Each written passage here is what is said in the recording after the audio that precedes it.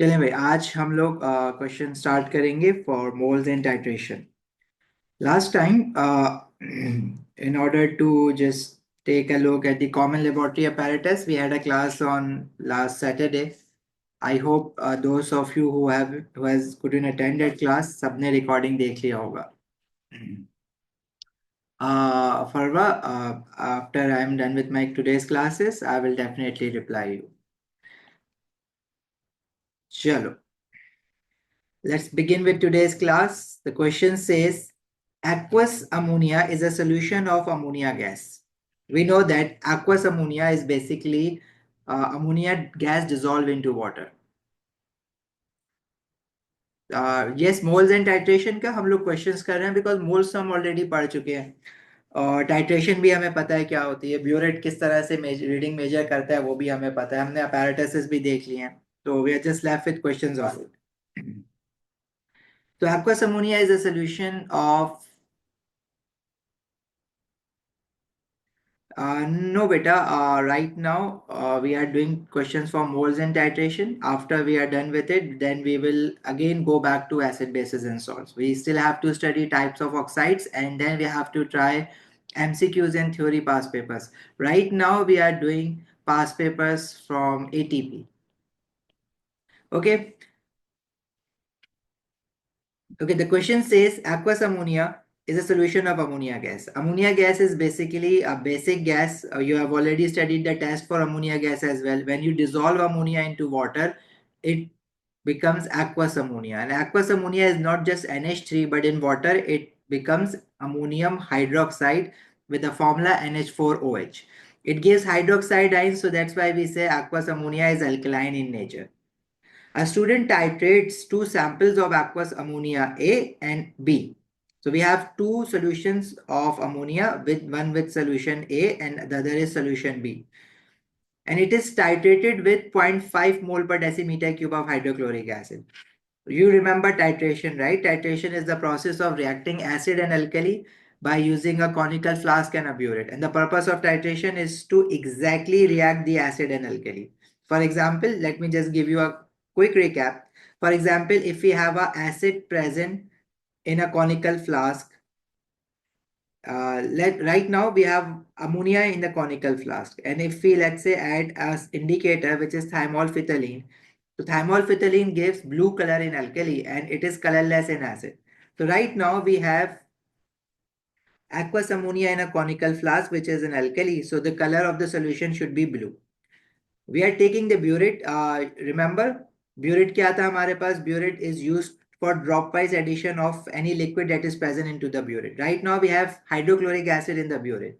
Once we start adding HCl into the conical flask from the burette, we can measure the total volume of acid added by measuring the initial level of acid. जैसे जब हमने before adding acid हमने initial level major कर लिया था, let's say initial level was 21.1 cm3. Once we are done with the titration, we will measure the final level of acid. Let's say it is 28.9 cm3. If we just subtract these two levels, we will get the volume of acid that has been added into the conical flask from the burette. So कैसे करते हैं? To final volume minus initial volume को subtract करके करते हैं. और हमें पता कैसे चलेगा कि कब तक हमें एसिड डालना है इस कॉनिकल फ्लास्क में जो अल्कली है उसमें? जब इंडिकेटर अपना कलर चेंज कर लेगा. जब इंडिकेटर जैसे ही अपना कलरलेस से व्हाइट हो गया क्योंकि थायमोल्फिथलीन लिया हुआ है, तो it means you will stop adding acid. At this point, this is known as end point of titration, and at this point it means that all the alkali has been completely reacted by the acid and no reactant is in excess, right? Iqra titration हम लोग salt preparation के वक्त हम कह रहे थे कि it is use to prepare group 1 soluble salts, but titration has many other uses. आप आज टाइट्रेशन का एक डिफरेंट यूज देखेंगे where you are reacting an acid and alkali, but your main purpose is not to prepare a salt, but your main purpose is to find the concentration of ammonia. In this question, we have two solutions of ammonia, one with solution A and the other is labeled as solution B. दोनों ammonia के solution है but still they are different solution. It means they must be different in their concentrations. कुछ ना कुछ तो difference होगा ना इसमें. तो दे हैव डिफरेंट कंसंट्रेशंस. तो जब भी हमने इनको दो सोल्यूशन अलग अलग कहा हुआ है. अच्छा जी, तो he is saying a student titrates two samples of aqueous ammonia A and B with 0.5 mole per decimeter cube of hydrochloric acid. The student does four titrations, two with A and two with B. तो क्या कर रहे हैं, to titration हमने solution A के साथ करनी है और दो टाइट्रेशन इसलिए करनी है क्योंकि so that we can minimise the error. हम हमेशा दो या तीन या अक्सर चार टाइट्रेशन भी करते हैं इन ऑर्डर टू इंश्योर कि हमने जो फर्स्ट टाइट्रेशन की थी अगर उसमें कोई मिस्टेक हो गई है तो सेकंड टाइट्रेशन में वो मिस्टेक रिमूव कर दें। या जब हम तीन टाइट्रेशन करेंगे तो we will get three readings, तो उनको हम कंपेयर कर लेंगे। अगर उनमें डिफरेंस बहुत ज्यादा आ रहा होगा इट मीन्स कि हम कोई एरर कर रहे हैं।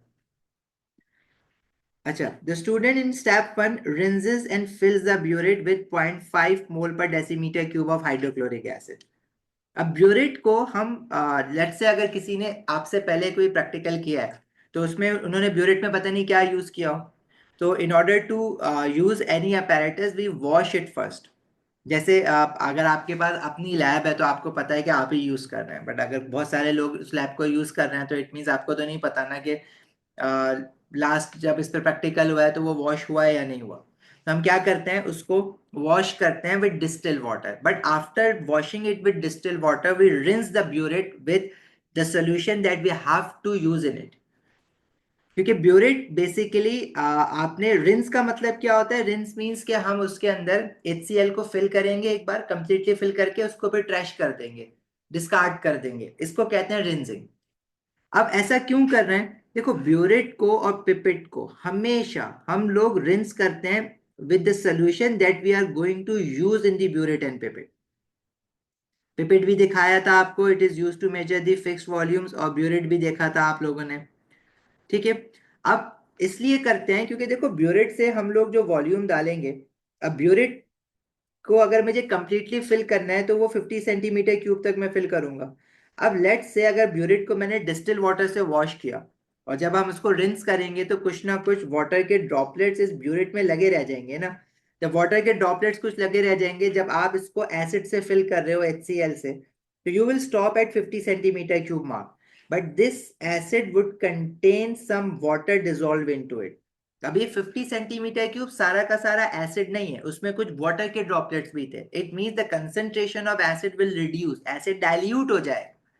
एसिड की कंसेंट्रेशन पे 0.5 मोल पर डेसीमीटर क्यूब नहीं रहेगी, लेकिन हम तो सारी कैलकुलेशन करेंगे, we will calculate it through 0.5 mole per DM cube.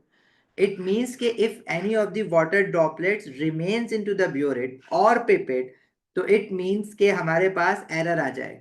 हम क्या करते हैं, even if you are washing it with distilled water, first you have to fill the burette or pipette with the solution that you are going to use in it. After filling it, you just rinse the solution. अब अगर उसमें कोई droplet रह जाएगा तो वो droplet फिर water का नहीं होगा, वो ड्रॉपलेट उसी सोल्यूशन का होगा जिससे आप उसको फिल करने वाले हैं, तो हमारे एरर्स के चांसेस मिनिमाइज हो जाएंगे। तो always remember burette and pipette is always rinse with a solution we are going to use in it. ये मैं लिख रहा हूं यहाँ पे, ये बात आप लोग अपने पास भी मेंशन कर लीजिएगा। Burette and pipette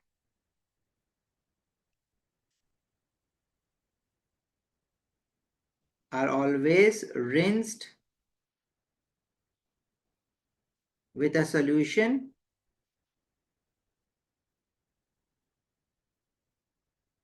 which is going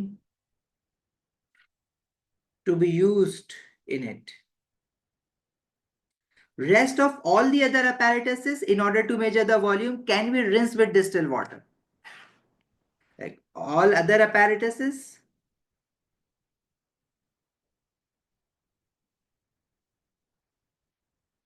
you can rinse it with distilled water.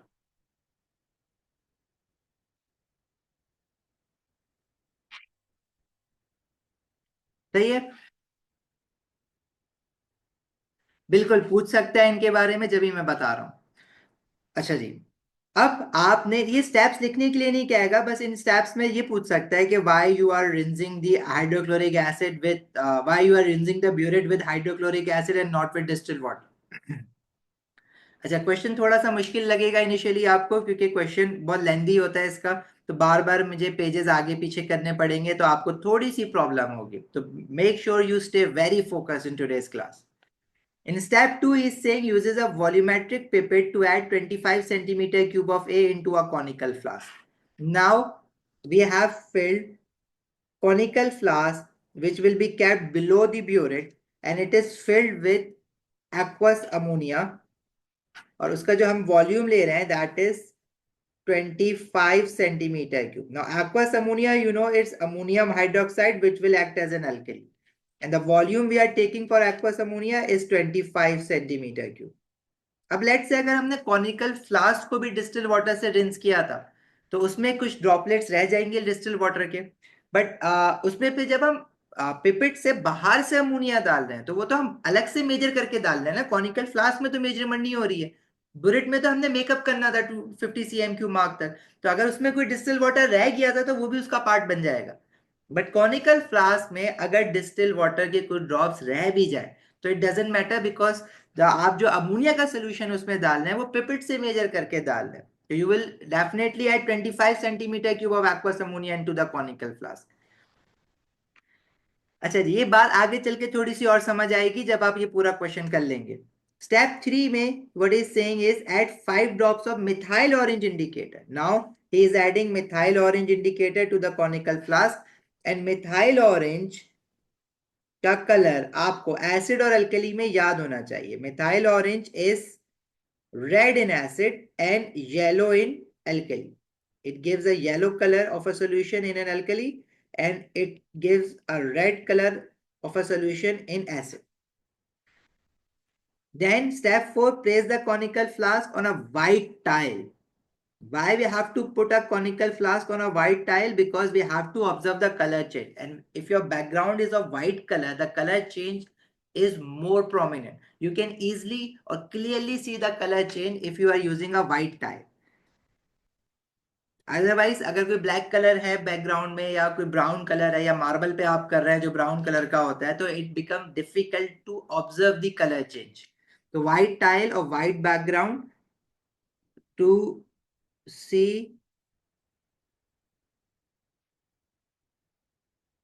color change clearly. Now what will we do in order to titrate it?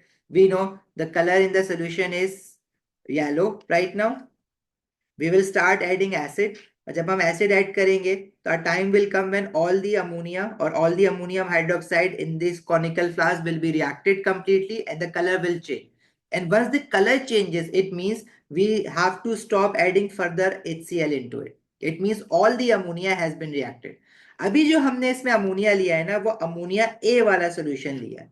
We have two ammonia solution, one with B and one labeled as A. Right now we are titrating ammonia A solution into this flask with this acid. Then he is saying add 0.5 mole per decimeter cube of hydrochloric acid from a burette while swirling the contents. Whenever we are adding acid, we will keep swirling it or keep shaking the conical flask to ensure कि भाई reaction completely mix हो जाए जो reactants हैं आपके. Add drop by drop near the end point until the solution changes color. Empty is the conical flask. Once you are done with this titration, of course, before the start of titration, you must have measured the initial volume of acid. And once the color changes, it means the end point has reached. Then again, you have to measure the level of acid into the burette. Then you're gonna subtract the final volume from the initial volume. You will get the volume of acid added into this conical flask in order to neutralize this ammonia present into the conical flask. यही कर रहे होंगे ना, सब यही होता है हमेशा. Now step 6 says empties the conical flask and rinse it with distilled water. Now once you are done with the titration, you have to throw away the solution from the conical flask because you have to again perform the titration. अब हम दोबारा titration करेंगे, दोबारा एक और reading लेंगे. Why? Because maybe there is a error in our first reading, तो हम ensure करेंगे कि अगर दोबारा टाइट्रेशन करने पे volume of acid use near about उतना ही आता है तो इट मींस हमारी पहली वाली टाइट्रेशन भी सही थी. और अगर दोनों में बहुत बड़ा डिफरेंस आता है तो इट मींस या तो फर्स्ट वाले में हमने कोई एरर किया है या सेकंड वाले में कोई एरर किया, तो फिर हम थर्ड वाला करेंगे, एक और टाइट्रेशन करेंगे. But in order to perform another titration we have to throw away the solution and then we have to refill the conical flask with the aqueous ammonia.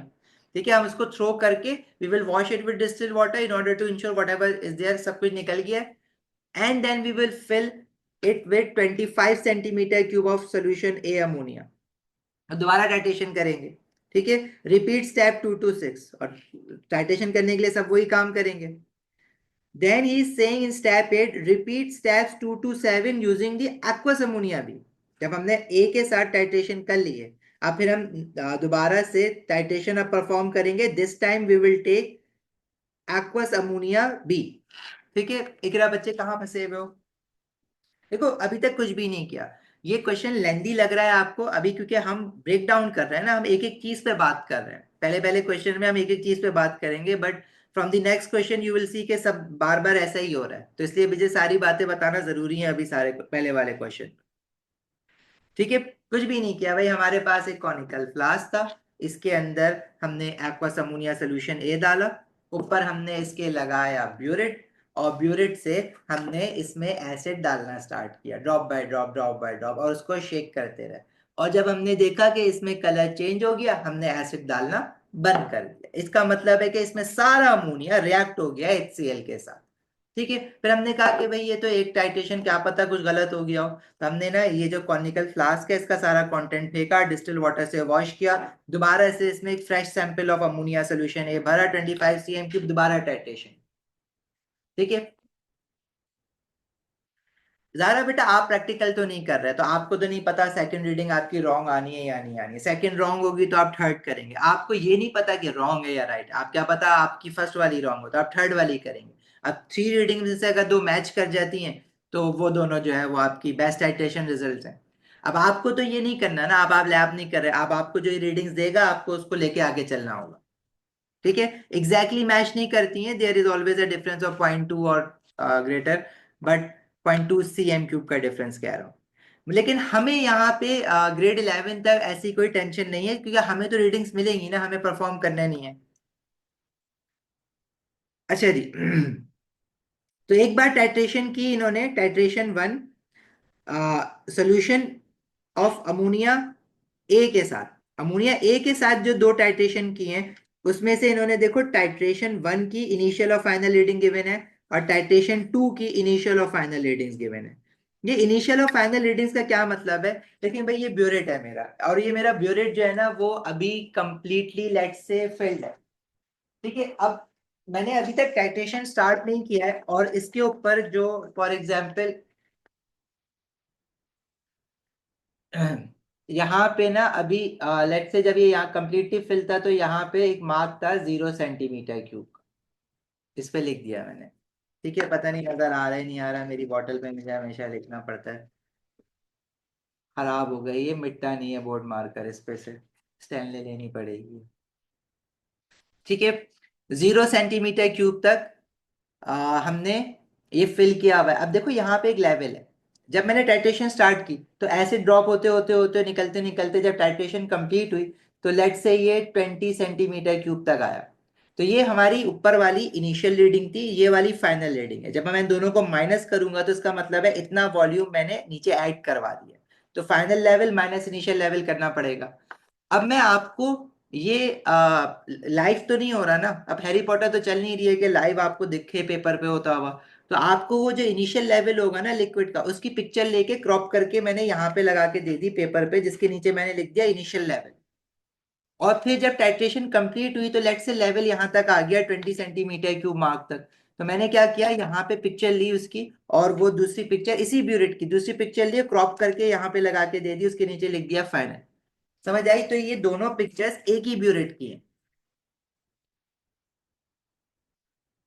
Right, अच्छा जी. अब आपने सिर्फ करना ही होता है, देखो मार्क्स बहुत इजीली निकलते हैं इस पेपर में से, इस क्वेश्चन में से बहुत इजी मार्क्स निकलते हैं. वो आपको सुनने में बड़ा मुश्किल लग रहा है क्या हो रहा है. Record the Buret reading in table 2.1. Titration 1 के लिए you have to write the final Buret reading into this column and then the initial Buret reading. अब final Buret reading ये second picture वाला है. Titration 1 ये वाला है, फर्स्ट बॉक्स जो मैंने बनाया है. इसमें जो फाइनल रीडिंग है टाइट्रेशन 1 की वो ये वाली है, वो आपने यहाँ लिखनी है, और इनिशियल ब्यूरेट रीडिंग आपने यहाँ लिखनी है. अब ब्यूरिट की जो हम रीडिंग्स पढ़ते हैं ना, make sure you read the burettes up to 0.1 decimal place. जैसे ये फाइनल रीडिंग जो है वो 15 के बाद कितने डिविजन नीचे किया हुआ है, 2 division, so each division will account for 0.1 cm cube. तो ये कितनी वैल्यू हो जाएगी, दिस इज 15.2 सेंटीमीटर क्यूब। तो दिस इज 15.2 सेंटीमीटर क्यूब। और अगर मैं इनिशियल रीडिंग की देखूं तो वो बिल्कुल एग्जैक्टली जीरो पे है।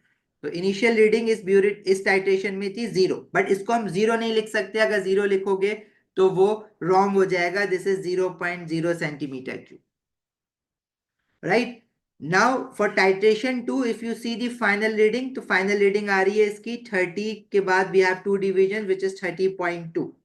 This is titration 2 is 30.2 centimetre cube and initial reading इसकी आ रही है 15.2 centimetre cube. Make sure you always at not just zero, 0.0। कोई होल नंबर आ रहा है तो उसको आप डेसिमल लगा के आगे 1 डेसिमल प्लेस तक लिखेंगे। ठीक है जी। नाउ फाइनल रीडिंग आपकी 15.2 है, इनिशियल जीरो है। अब एक मिस्टेक जो कॉमन मिस्टेक आप लोग करते हैं इसमें, पहले बेटा फाइनल लिखने के लिए कहा हुआ है, आप पहली रीडिंग पढ़ के यहाँ पे इनिशियल लिख देते हैं जल्दी में। इनिशियल इनिशियल वाले में लिखोगे ना। अब अगर उसने ऊपर नीचे करके लिखा हुआ है और पिक्चर्स में लेफ्ट राइट पे ऊपर नीचे किया हुआ है, इनिशियल पहले दी हुई है लेकिन नीचे तो बाद में लिखने के लिए कहा हुआ है ना, तो थोड़ा सा कॉशियसली ये काम करना है। जब मैं फाइनल और इनिशियल को माइनस करूंगा तो टाइट्रेशन 1 में जो वॉल्यूम यूज हुआ है वो आ जाएगा, और टाइट्रेशन 2 का जब फाइनल लेवल और इनिशियल लेवल को माइनस करूंगा तो टाइट्रेशन 2 का जो वॉल्यूम है वो आ जाएगा। तो ये आ जाएगा 15.2 और टाइट्रेशन 2 का आ जाएगा 15.2 माइनस 30.2 इज 15, बट इसका 15.0 लिखेंगे प्लीज टेबल में, अदरवाइज आपके मार्क्स कट जाएंगे। ये सिर्फ इतना सा काम 3 मार्क्स के लिए था आपके पास।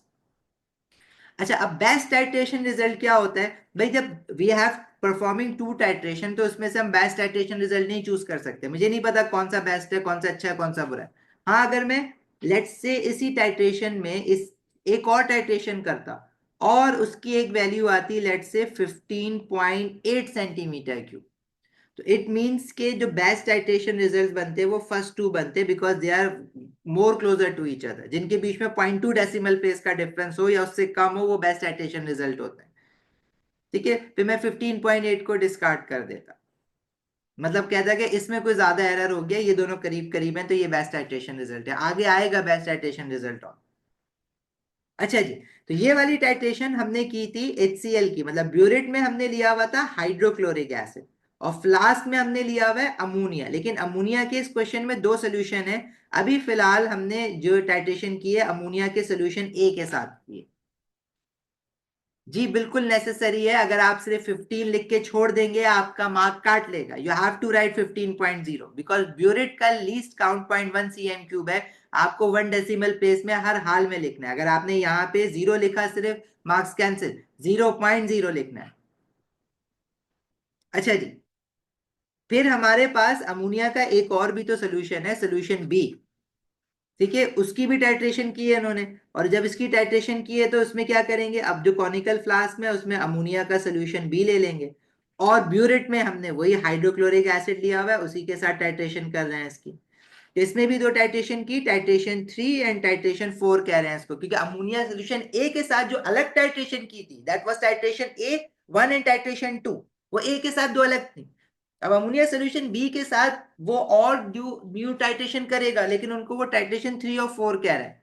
टाइट्रेशन 3 में जो लेवल्स हैं वो गिवन है, टाइट्रेशन 4 की पिक्चर दे दी है। तो अगेन आपने देख के बस लिखना है कि इनिशियल लेवल टाइट्रेशन 4 में है 0.6 सेंटीमीटर क्यूब और फाइनल लेवल जो है वो है 35 point, this is 35.5 and 0.6 cm, right. अच्छा, अब आपने इनका दोनों का वॉल्यूम सब लेवल सब्ट्रैक्ट करके वॉल्यूम एडिड निकालना है। तो we have for titration 3 34.9 minus 0.2, इन दोनों को जब हम सब्ट्रैक्ट करेंगे 34.9 माइनस 0.2 तो वी आर गेटिंग 34.7। और फिर जो टाइट्रेशन 4 में final level minus initial level करेंगे वो आ रहा है 34.9, राइट। अच्छा, अभी तक देखो मार्क्स आपको अच्छे खासे दे दिए उसने ना, 3 मार्क्स। ब्यूरिट को देख के आपने सिर्फ लेवल लिखना था। और फिर उनको सब्ट्रैक्ट करना था। अगर आपको क्वेश्चन नहीं भी समझ आया तो ये 4 मार्क्स तो कहीं नहीं जाने वाले ना, ये तो आएंगे आएंगे आपके, लेवल देख के आपको लिखना है। आगे कह रहे हैं explain why the student uses a white tile in this titration. तो वाइट टाइल का रीजन मैंने आपको बता दिया, to observe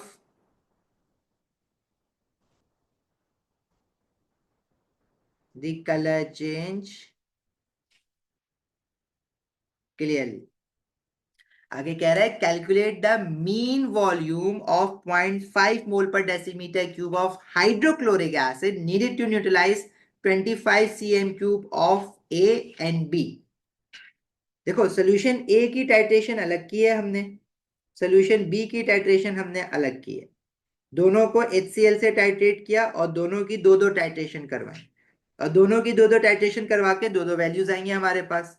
this is for ammonia of solution A and then ammonia of solution B. अच्छा जी, जब फर्स्ट सोल्यूशन की टाइट्रेशन करवाई है तो हमारे पास जो वॉल्यूम्स आए हैं वो आए हैं 15.2 एंड 15, राइट। और जब सेकंड सोल्यूशन की टाइट्रेशन करवाइए twice, we have two more volumes 34.7 and 34.9। तो कह रहे मीन वॉल्यूम ऑफ एसिड बताएं, मीन मतलब average, you know how to calculate the average while using the acid to titrate for solution A। तो solution A को titrate करवाने के लिए जो हमारे पास we got two readings, एक था 15.2 और 15.1, ऐसे ही आया था ना। तो इसका एवरेज कैसे लेंगे, वी हैव 15.2 एंड 15 था एक, आई गेस 15 था ना, 15.2 एंड 15, सॉरी, दोनों को ऐड करके डिवाइड बाय 2 कर देंगे तो ये एवरेज वैल्यू आ जाएगी 15.1।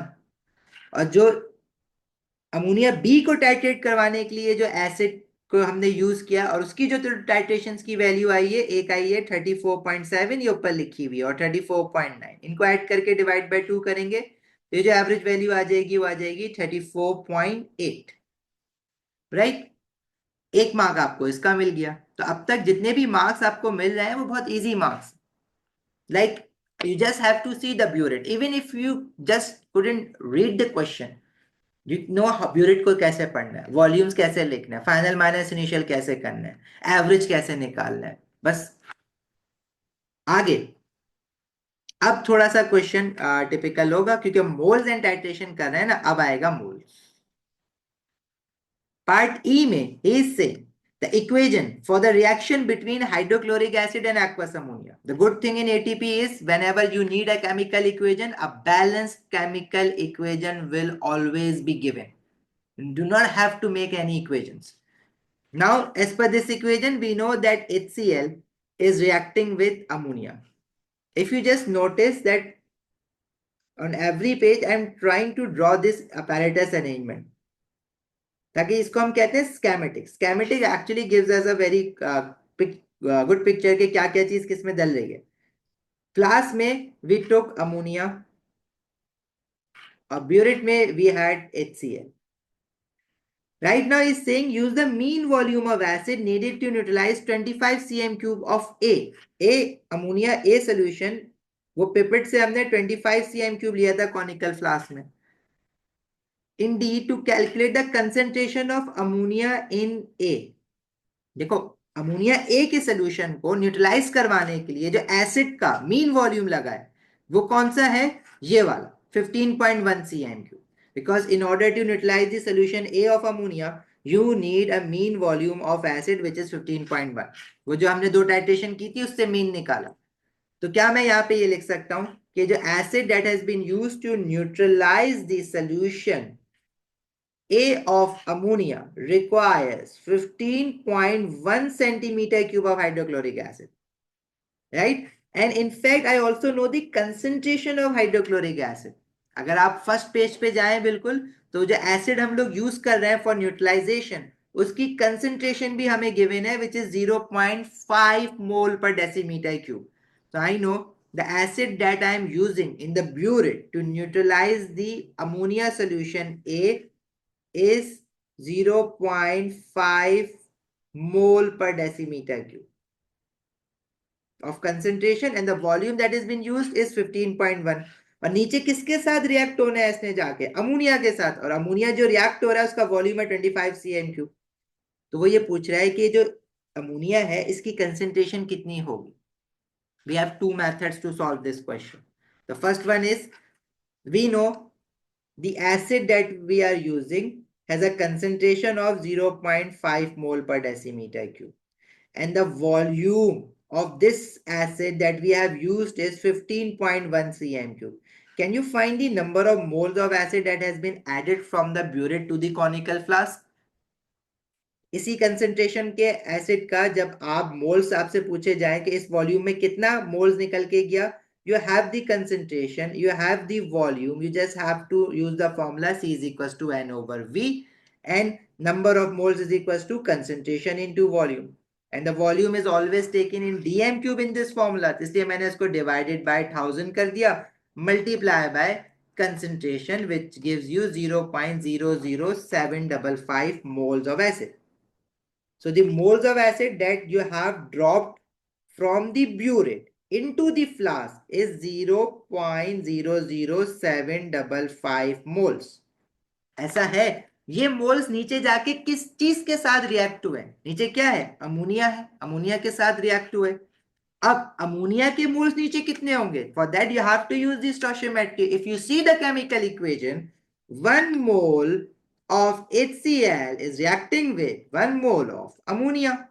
So if you are adding 0.00755 mole of HCl, it means the ammonia present in the flask is also 0.00755 mole. Right? 1:1 का रेशियो है ना, तो अमोनिया के भी इतने ही मोल्स हैं। अच्छा, अब नीचे अमोनिया के कितने मोल्स हैं वो आपको पता चल गए। You now know the moles of ammonia that were present into the conical flask before titration, because after titration they must have already reacted with the acid to produce the salt ammonium chloride. But before titration, the moles of ammonia that were present in a conical flask was 0.00755 mole. And the volume of ammonia that you have in a conical flask was 25 cm cube. मतलब ammonia का इतना moles इस volume में था।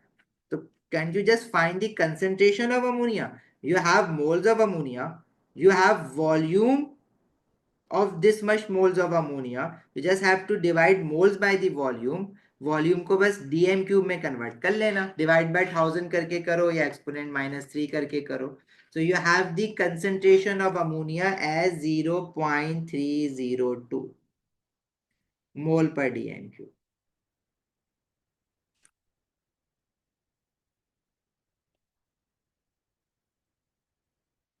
Concentration of HCl, Abdullah, it was given in the question. If you see the first page, here you have the concentration of HCl given, 0.5 mole per dm cube.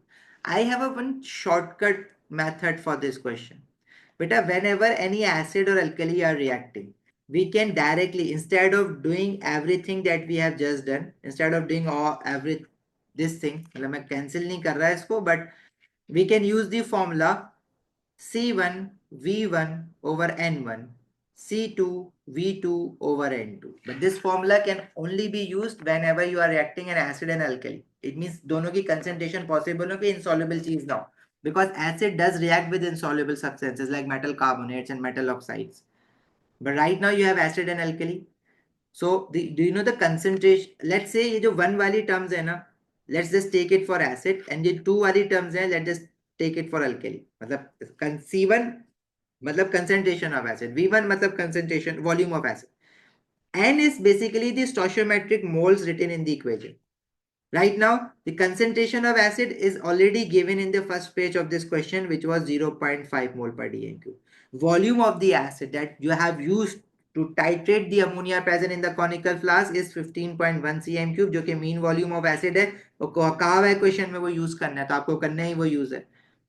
Moles of acid in the equation कितना है, ये N1 is basically the स्टोइचियोमेट्रिक मोल, जो balancing के वक्त लगते हैं moles equation में, वो 1 है। Concentration of ammonia you have to find out. This C2, V2, N2 is for ammonia. Ammonia की concentration you have to find out. Volume of ammonia that is reacted is in conical flask is 25. Moles of ammonia in the equation is 1। अब मैंने volume को convert नहीं किया है इसमें cm cube को dm cube में। Why? Because left hand side पे भी सीएम क्यूब है, राइट हैंड साइड पे भी सीएम क्यूब है, वो ऑलरेडी कैंसिल आउट हो जाना है। तो दैट्स वाई इस पर्टिकुलर शॉर्टकट में we do not have to convert cm cube into dm cube. If you just find C2 0.5 into 15.1 divided by 25, that would give you the same answer, 0.5 into 15.1 divided by 25. Again, this is 0.302 mole per dm cube. तो अब आपकी मर्जी है, अगर आप ये वाला method use कर रहे हैं तो फिर ये सब करना नहीं पड़ेगा, आने दोनों चाहिए। Yes, this formula can be used if the ratio is not 1:1। जो भी रेशियो एसिड और अल्कली है आप ये यूज करेंगे। अगर यहाँ पे फॉर एग्जांपल मैं कहता कि we have sulphuric acid reacting with sodium hydroxide, तो फिर ये 1:2 का रेशियो आता। तो एसिड के मोल्स के नीचे 1 आता, लेकिन अल्कली के मोल्स के नीचे 2 आता। बिल्कुल साइमा, आप कर सकते हैं ये फॉर्मूला तब भी यूज। आगे बढ़े। Now in this part F, he is saying calculate the volume of ammonia gas measured at room temperature and pressure, dissolve in 25 cm cube of A। वही 20 RTP पे जो वॉल्यूम होता है, we know that molar gas volume is when 1 mole of any gas is at RTP, it occupies a volume of 24 decimeter cube। ठीक है, but the thing is कि ये तो गैस, ये जो मैंने अमोनिया है ये तो वाटर में डिजोल्व है ना, तो ये आरटीपी पे थोड़ी है। लेकिन वो ये कह रहा है calculate the volume of ammonia gas measured at room temperature dissolve in 25 cm cube of air. Let say अगर ये अमोनिया बाहर निकल के आती है एटमॉस्फेयर में, तो ये कितना वॉल्यूम आरटीपी पे ऑक्यूपाई करेगी? तो अमोनिया के जितने भी मोल सोल्यूशन में है, जब वो बाहर आएंगे तो मोल्स तो सेम रहेगा ना, तो वो जो भी मोल्स आएगा उसका वॉल्यूम ऑक्यूपाइड कितना होगा आपने वो निकालना है। तो राइट नाउ आपके पास इस सोल्यूशन में वॉल्यूम कितना है अमोनिया का, सॉरी मोल्स कितना है अमोनिया का, वो तो आपने अभी अभी निकाला था ना, कहाँ गया ये रहा। अगर आपने ये मेथड नहीं किया ऊपर, तो फिर आपको मोल्स इस यहाँ पे क्वेश्चन में निकालने पड़ेंगे। और आप कैसे निकालेंगे? You know the concentration of ammonia, जो ऊपर सोल्यूशन ए की आई है, कंसेंट्रेशन आ गई है ना 0.302। वॉल्यूम आपको पता है 25 सेंटीमीटर क्यूब सोल्यूशन का है, तो आप उससे मोल्स निकाल लें। C is equal to n over v, n is equal to c into v. Concentration है 0.302 इंटू 25 डिवाइडेड बाय 1000। ये मोल्स आ जाएंगे, जो कि आप ऑलरेडी, अगर आप ये पूरा मेथड कर रहे थे तो ये आप ऑलरेडी निकाल चुके थे। लेकिन लेट से अगर आपने C1 V1 C2 V2 लगाया है, तो फिर आपने ये नहीं निकाले होंगे, तो आप यहाँ पे इस पार्ट में निकाल लेंगे। तो these are moles of ammonia. ये अमोनिया के वो मोल्स हैं जो कि डिजोल्व्ड हैं सोल्यूशन में, वाटर में, डिजोल्व इन वाटर। लेकिन जब ये मोल्स अगर बाहर निकलेंगे वाटर से और रूम टेम्परेचर पे आएंगे, तो मोल्स तो सेम रहेगा ना। तो रूम टेम्परेचर पे यही मोल्स कितना वॉल्यूम ऑक्यूपाई करेंगे? How do you find the volume occupied? देखो हमारे पास ये फॉर्मूला था, number of moles of gas is equal to volume divided by 24। Now the moles are 0.007। यही मोल्स बाहर निकल के अगर आएंगे तो ये वॉल्यूम कितना ऑक्यूपाई करेंगे? आप इसको 24 से मल्टीप्लाई कर दें तो ये वॉल्यूम बन जाएगा which is equal to 0.18 decimetre cube. जरा हाँ, इस पार्ट में करना पड़ेगा, पार्ट एफ में। अगर आपने पार्ट ई में निकाले होते तो यहाँ पे नहीं करना पड़ता, लेकिन अगर आपने वहां पे C1 V1 C2 V2 use कर लिया है, मतलब अगर आपने ये सारा काम नहीं किया था, तो फिर आपको यहाँ पे निकालना ही पड़ेगा। लेकिन अगर आपने ये किया था तो नहीं निकालना पड़ेगा। तो इधर वे निकालने तो है मूल। ठीक है guys, next is saying use your answer to D and F. D तो बहुत ऊपर था, एफ तो ये रहा। एफ क्या है? एफ में हमने वॉल्यूम ऑफ अमोनिया निकाला है।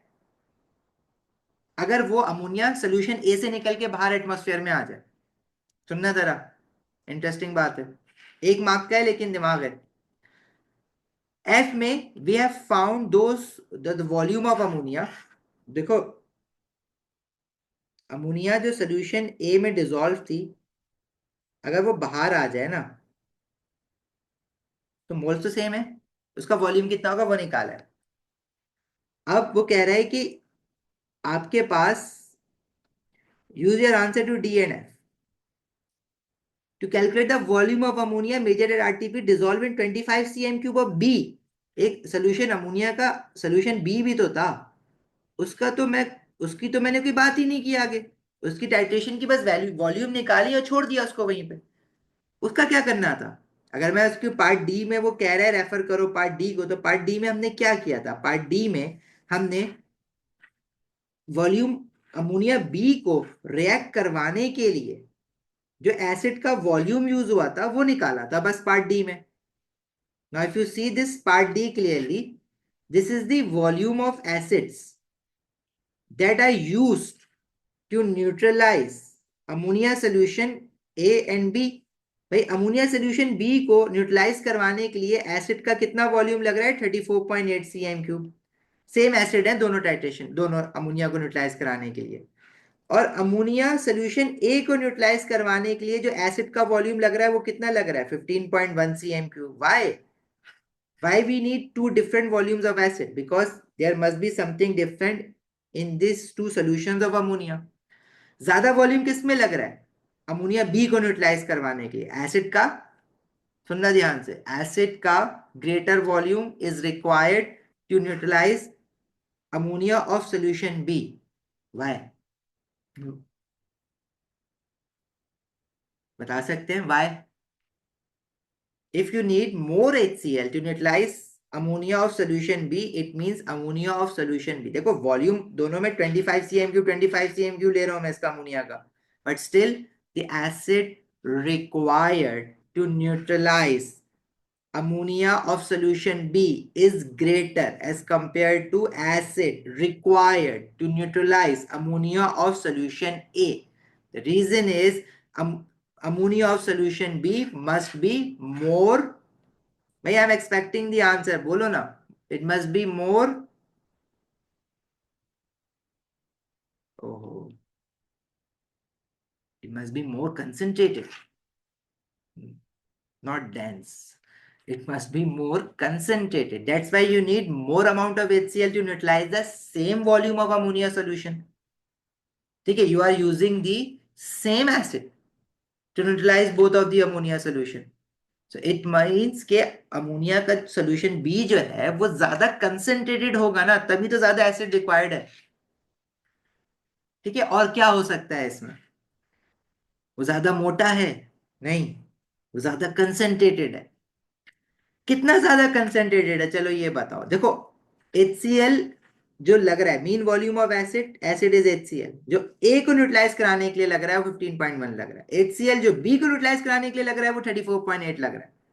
ठीक है, स्ट्रॉन्ग और वीक की हम बात इसलिए नहीं करेंगे क्योंकि अमोनिया तो सेम है ना दोनों में, मतलब है तो दोनों में अमोनिया, लेकिन वो ज्यादा कंसेंट्रेटेड है।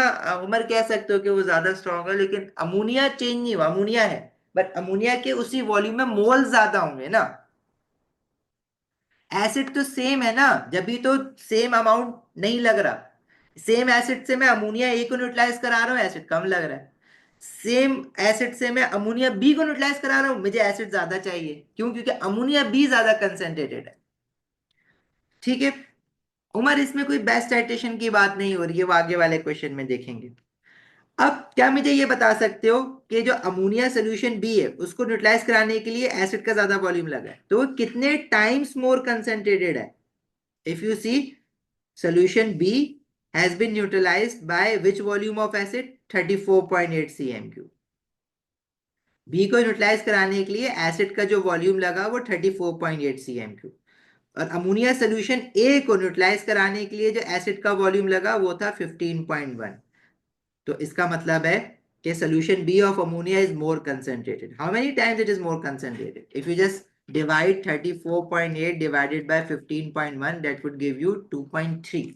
It means ammonia B solution is 2.3 times more concentrated than ammonia A solution, near about 2 times more concentrated, right?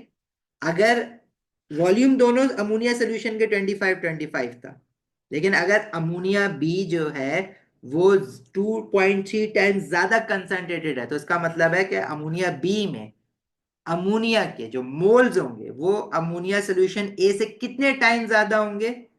Of course वो भी 2.3 टाइम ज्यादा होंगे। भाई इसमें जो अमोनिया के मोल्स आए थे, ए में जो आपने सारी कैलकुलेशन की थी वो आए थे 0.00755। अमोनिया बी को हम कह रहे हैं कि this is 2.3 times more concentrated. जब दोनों अमोनिया का सोल्यूशन आपने 25 cm³ 25 cm³ लिया है, तो एसिड ज्यादा अमोनिया बी को न्यूट्रलाइज कराने के लिए, ऑफ कोर्स इसलिए लग रहा है क्योंकि अमोनिया बी मोर कंसंट्रेटेड है, इसमें ज्यादा मोल्स हैं। तो इसमें कितने ज्यादा मोल्स होंगे अमोनिया के? अमोनिया बी में जो अमोनिया के मोल्स होंगे वो अमोनिया ए से 2.3 टाइम्स ज्यादा होंगे। तो आपने इन मोल्स को 2.3 टाइम से मल्टीप्लाई करना है, लेकिन हमें मोल्स नहीं निकालना है, हमें तो डायरेक्ट वॉल्यूम निकाल लेना। भाई अगर मोल्स अमोनिया के 2.3 टाइम ज्यादा है, तो जो अमोनिया गैस का वॉल्यूम बाहर निकल के ऑक्यूपाई करेगा वो भी 2.3 टाइम ज्यादा होगा। सब कुछ ही 2.3 टाइम ज्यादा होगा। जो मैं डायरेक्टली वॉल्यूम को 2.3 से मल्टीप्लाई करा देता हूँ, क्योंकि अमोनिया ए में से जो वॉल्यूम आया है अमोनिया का वो 0.18 DM³ आया है। तो अमोनिया बी में से जो आएगा वो 0.18 का 2.3 टाइम्स आएगा। तो 0.18 into 2.3, that would be 0.414 DMQ।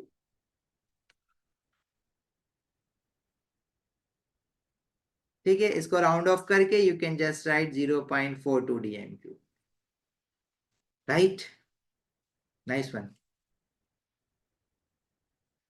अच्छा जी, पार्ट एच में he saying the student rinses the burette with 0.5 mole per decimeter cube of hydrochloric acid immediately before it is filled. I just told you that in this start of the question that हम उसको acid से इसलिए rinse कर रहे हैं, कह रहे हैं explain why the student should not rinse the burette with distilled water. Because अगर distilled water से wash करोगे तो there is a possibility that some of the water remains in the burette, जिसकी वजह से adding hydrochloric acid uh, will going to get dilute, जिसकी concentration change हो जाएगी। और अगर concentration change हो जाएगी it means then you will be using the greater volume of acid, तो जो inaccurate आ रहा होगा। ठीक है जी, ये बात हमारी हो गई है। आगे कह रहे हैं suggest why the universal indicator is not suitable for use in the statistics. भाई यूनिवर्सल इंडिकेटर क्यों यूज करेंगे? वो तो आपको तो मुझे एक पीएच की वैल्यू के बाद कलर चेंज चाहिए ना, वो तो हर पीएच की वैल्यू पे आपने अमोनिया में थोड़ा सा HCl डाला, पीएच चेंज होगा, वो वहीं पे कलर चेंज दे देगा, फिर आप थोड़ा सा और डालोगे फिर कलर चेंज दे देगा। हमें तो एक कलर चेंज चाहिए जहां पे हमें रुकना है, टाइट्रेशन को स्टॉप करना है। Because universal indicator would give more number of colour changes, it give more than one colour change, तो हमें एंड पॉइंट पता ही नहीं चलेगा। As it will give more than one colour change, तो end point can not be detected.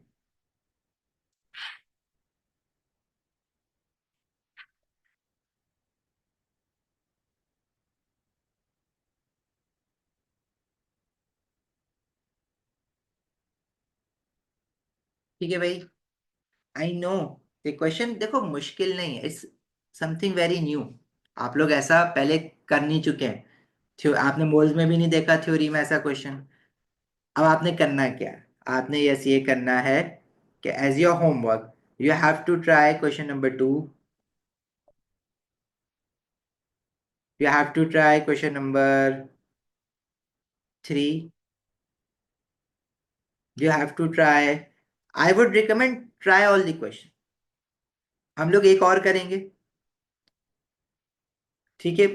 ये पता है मोल्स अभी वियर्ड लग रहा है, जब आप क्वेश्चंस करेंगे ना आप देखेंगे एक जैसे ही पूछता है टाइटेशन, तो आपको आदत हो जाएगी ऐसा क्वेश्चन करने की। Just keep trying these questions, we will spend one more class over it, half a class हम इस पे स्पेंड करेंगे। और coming week we have to finish acid bases and salt, we have to get done with the acid bases and salts completely with all the past papers। ठीक है, so हम we have just done acid bases and salts, हमने अभी तक पता है क्या क्या कर लिया है। हमने एक्सपेरिमेंटल केमिस्ट्री का टेस्ट फॉर आइंस भी कर लिया, प्रिपरेशन ऑफ सॉल्ट्स भी कर लिया, मोल्स एंड टाइट्रेशन का एक टॉपिक कर लिया। If you see this ATP booklet, this ATP booklet has a table of content given. तो ये 200 पेजेस की अगर बुकलेट है, मतलब सारे चैप्टर्स के मिला के हैं, तो अप टिल यहाँ तक आप कर चुके हैं, और यहाँ तक आपका होमवर्क भी है बाय द वे। ठीक है, फॉर कमिंग वीकेंड। तो इट मीन्स के more half of a booklet you have done, मतलब half of the ATP is cover. Make sure के यू स्टेज ऑन टोस। कि आपने अब होमवर्क बहुत सारा करना है, कि ऐसा ना हो कि हम पढ़ते तो जाएं, आप होमवर्क ना करें और सब कुछ भूलते जाएं पीछे का। Yes Alizeh, moles and titration आएगी, बिल्कुल आएगी, हम कर लेंगे ना प्रैक्टिस, एक क्लास में और करेंगे, आपको 2 वीक मिलेंगे जब तक, अभी तो टाइम है ना मिड टर्म में। शारोस।